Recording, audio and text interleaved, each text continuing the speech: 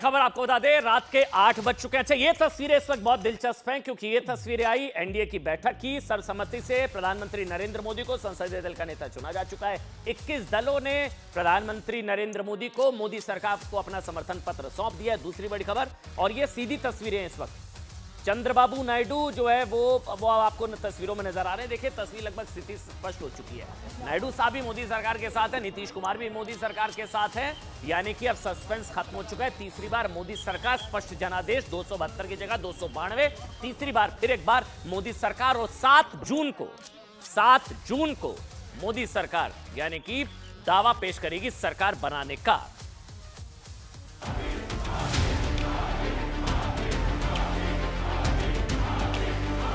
प्रधानमंत्री मोदी जी तीसरी बार लगातार प्रधानमंत्री बन रहे हैं।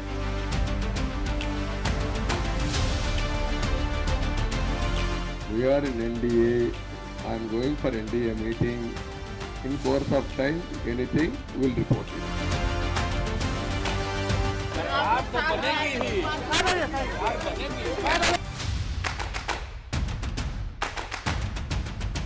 1962 के बाद पहली बार कोई सरकार अपने 2 कार्यकाल पूरे करने के बाद तीसरी बार वापस आई।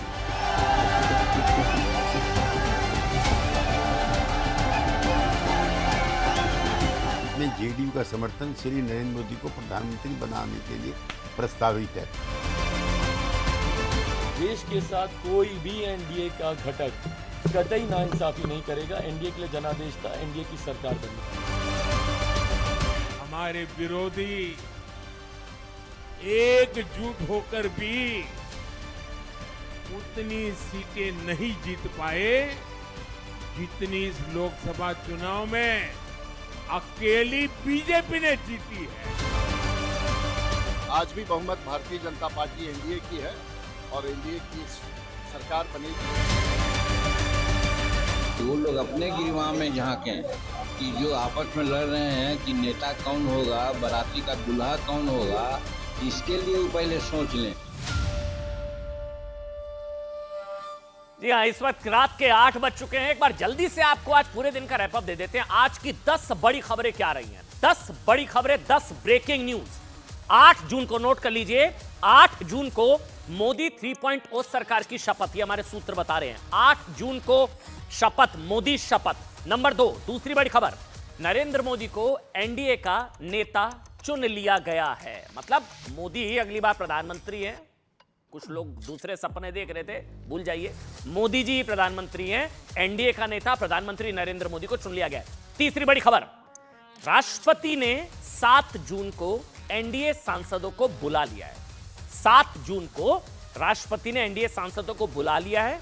चौथी खबर, 7 जून को एनडीए का सरकार बनाने का दावा पेश किया जाएगा। यह भी हमारे सोर्सेज बता रहे हैं। 7 जून को सरकार बनाने का दावा, 8 जून को शपथ। 4 बड़ी खबरें। 5वीं बड़ी खबर जल्दी से ले लीजिए। जेडीयू और टीडीपी, नीतीश और नायडू ने बीजेपी को समर्थन पत्र सौंप दिया है। समर्थन पत्र सौंप दिया तो कोई किंतु परंतु वाला सवाल ही नहीं है। कंफर्म हो गया है, तीसरा टर्म मोदी कंफर्म।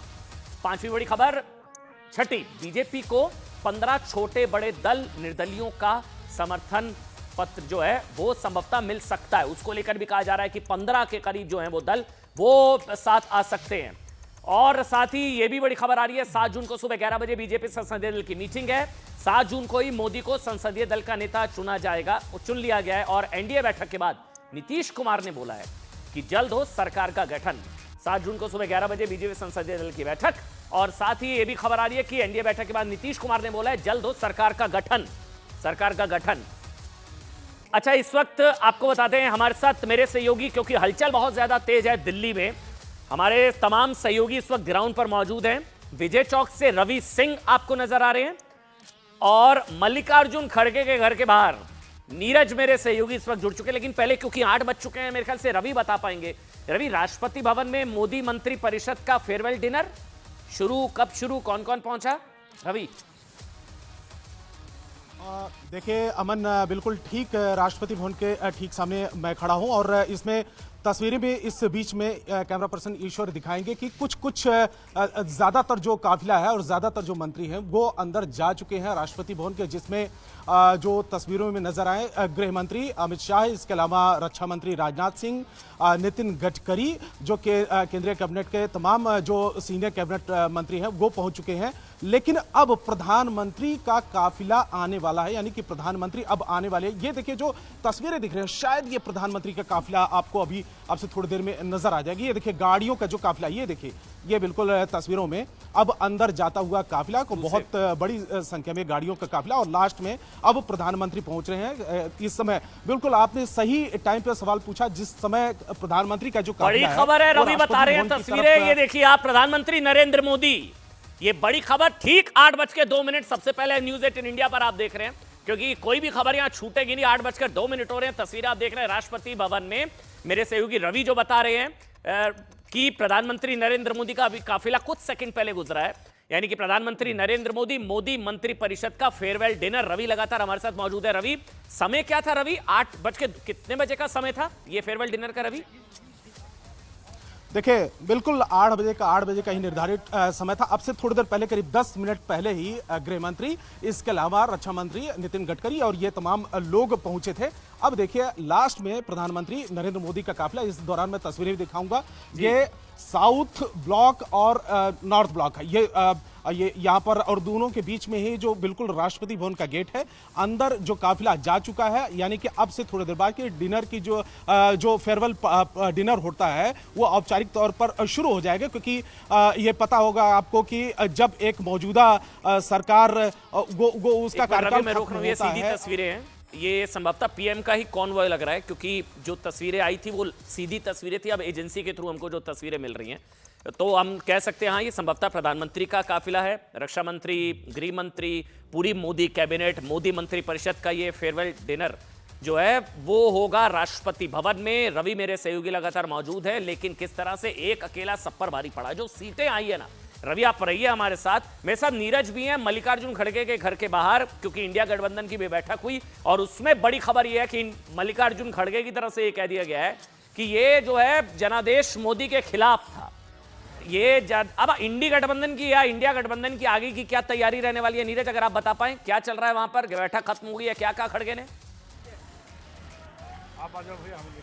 देखिए मल्लिकार्जुन खड़गे अब से थोड़ी देर बाद इंडिया गठबंधन के तमाम नेता मीडिया को संबोधित भी करेंगे अमन, लेकिन अभी मल्लिकार्जुन खड़गे की तरफ से जो स्टेटमेंट आया गया है कांग्रेस पार्टी की तरफ से, उसमें ये कहा गया है कि प्रधानमंत्री मोदी की ये नैतिक और राजनीतिक तौर पे हार है, और दूसरी अहम बात की उनका स्वागत है, यानी तमाम राजनीतिक दलों का स्वागत है जो संविधान बचाने के पक्ष में है। यानी एक तरह से आमंत्रण है तमाम उन दलों को, खासकर नीतीश कुमार की बात करें, टीडीपी या दूसरे दलों की जो इस वक्त एनडीए के साथ, उन्हें आमंत्रण है कि वो उन्हें स्वागत करेगा इंडिया अलायंस, अगर वो संविधान बचाने की लड़ाई में आएंगे। लेकिन यहाँ इस वक्त कुछ समाजवादी पार्टी के कार्यकर्ता भी पहुंचे। जब अखिलेश यादव यहाँ पहुंचे तो तमाम कार्यकर्ताओं ने, सैकड़ों समाजवादी पार्टी के कार्यकर्ता मौजूद थे। आप कहाँ से हैं, क्या नाम है? मेरा नाम विनोद। आपके पास आएंगे नीरज, कार्यकर्ताओं से बात करेंगे, लेकिन बड़ी खबर आपको बता दें, खड़गे के घर पर इंडिया ब्लॉक की बैठक में खड़गे ने जो कहा है वो मैं एक बार आपको जल्दी से बता देता हूं। उन्होंने एक बार कहा है कि ये मोदी की नैतिक हार है, नंबर 1,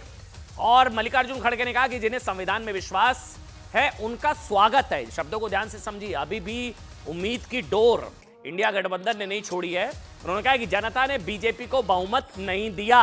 भारतीय जनता पार्टी 303 से 240 पर आ गई, 63 सीटों का नुकसान हो गया। ये जनादेश मोदी के खिलाफ है। अब एनडीए की वापसी हुई है, लेकिन वो साथ ही ये भी कह रहे हैं, मतलब नीरज, संविधान में जिन्हें विश्वास उनका इंडिया में स्वागत। क्या उम्मीद की डोर अभी भी नहीं छोड़ी? अभी भी कोई उम्मीद खड़गे जी को या इंडिया गठबंधन को कि शायद कुछ खेल हो जाए और सरकार बन जाए, ऐसा कुछ है क्या, या कोशिश होगी अभी?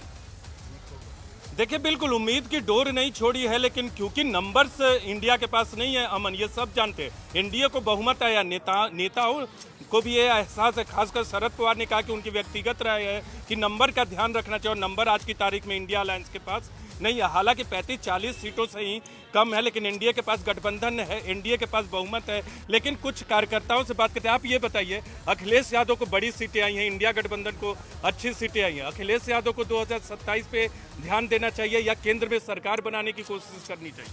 केंद्र में सरकार बनाने का प्रयास चल रहा है। तो बहुमत तो है नहीं। बहुमत अब लगे हुए। नीरज, मैं आपके पास आऊंगा। एक बार मैं अरुण का रुख कर रहा हूं। मेरे ख्याल से अरुण के पास कुछ खबर है। 8:06 हो गए, पल लगातार अपडेट आ रहा है। अमित आपको नजर आ रहे हैं। पहले अरुण, मैं आपके पास आ रहा हूं। क्या खबर है अरुण आपके पास? खड़गे जी कह रहे हैं कि भाई कोशिश की जाएगी और संविधान जिनको बचाना है आ जाओ हमारे साथ। अरुण,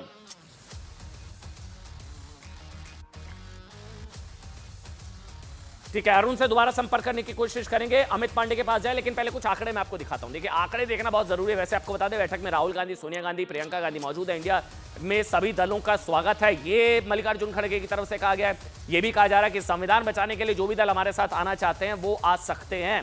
अमित, मैं आपके पास आ रहा हूं। बताइए अमित, क्या खबर? देखिए, अब से थोड़ी देर पहले यहाँ पर एनडीए की घटक दल की बैठक हुई। जैसा आप जिक्र कर रहे थे कि पीएम मोदी को सर्वसम्मति से एनडीए का नेता यहाँ पर सहमति बन गई है। और अब सवाल उठता है मंत्रिपरिषद। तो मंत्रिपरिषद में नीतीश और चंद्रबाबू नायडू दोनों ने कम से कम 6 या 7 मिलाकर अहम मंत्रिपरिषद की जो कोटे की मांग की है। ये बड़ी खबर है यहाँ पर पीएम आवास से।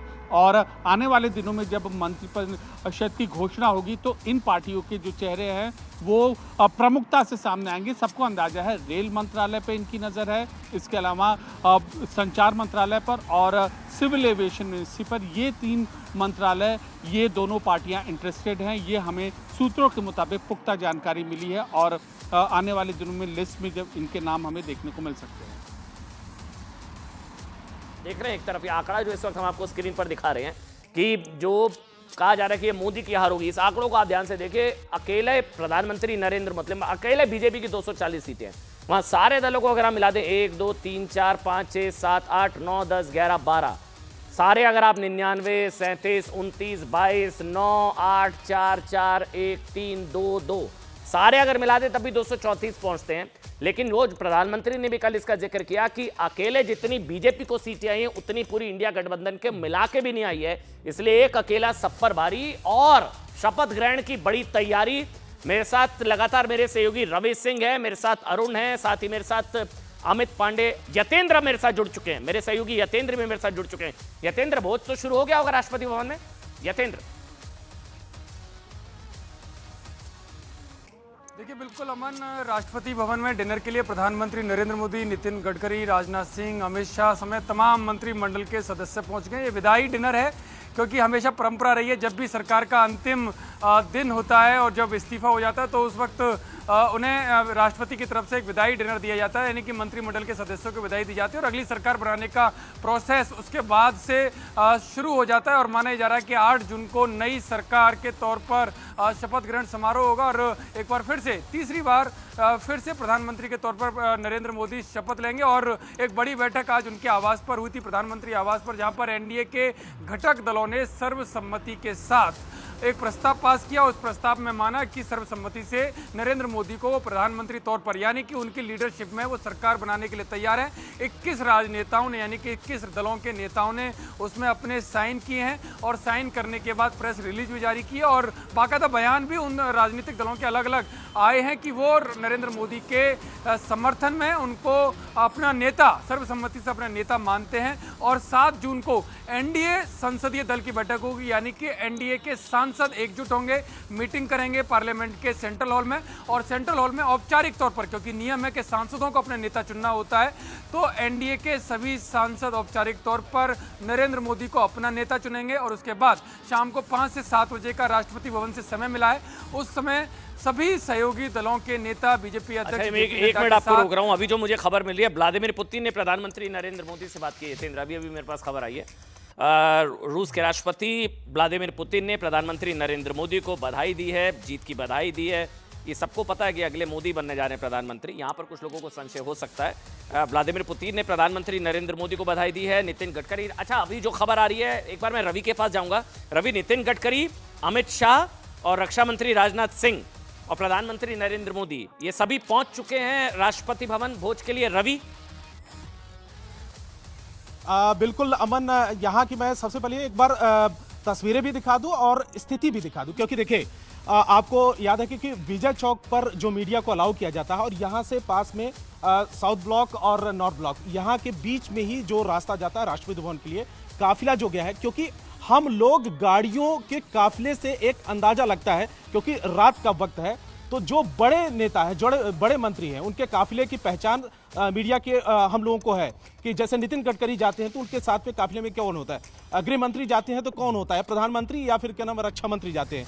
बाकी तमाम जो कैबिनेट के मंत्री हैं उनके पास में काफिले की गाड़ियां कम होती हैं, लेकिन ज्यादातर मंत्री आज दिल्ली में ही हैं और वो वहां पर पहुंच चुके हैं। तो यानी कि करीब करीब 8 बजे, लगभग 8 बजे प्रधानमंत्री का काफिला लास्ट में गया है, उसके बाद कोई भी मंत्री अंदर नहीं गया है। तो डिनर जो पार्टी है, फेयरवेल पार्टी, उसकी शुरुआत हो चुकी है। तो एक बड़ी खबर आ रही है, ये एक मिनट मैं अरुण का रुख करूंगा, लेकिन इससे पहले एक बड़ी खबर मैं आपको बता दूं। ये खबर आ रही है कि नीतीश कुमार की तरफ से कुछ मंत्रालय मांगे गए हैं। भैया बड़ी खबर है इस वक्त की, नीतीश कुमार की तरफ से 3 मंत्री पद की मांग की गई है। 3 मंत्री पद की मांग की गई है नीतीश कुमार की तरफ से, और ये भी हमारे सूत्र बता रहे हैं कि रेल मंत्रालय प्राथमिकता होगी। नीतीश कुमार की तरफ से 3 मंत्री पद और रेल मंत्रालय नीतीश कुमार की प्राथमिकता। देखिए हर कोई समझ रहा है नीतीश और नायडू पर सबकी नजर है, भरोसा जाहिर किया जा चुका है। 21 दलों ने समर्थन पत्र सौंप दिया है। प्रधानमंत्री नरेंद्र मोदी संसदीय दल के नेता चुने जा चुके हैं, लेकिन अभी भी क्या कोई कुछ खेल हो सकता है, इसको लेकर इंडी गठबंधन को उम्मीद है।